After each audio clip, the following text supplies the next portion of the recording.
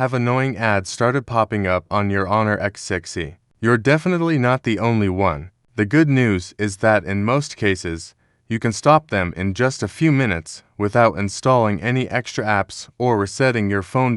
In this video, I'll show you exactly where these ads usually come from and how to disable them step by step. We'll go through the settings together. So even if you've never changed anything on your phone before, you'll be able to follow along with these.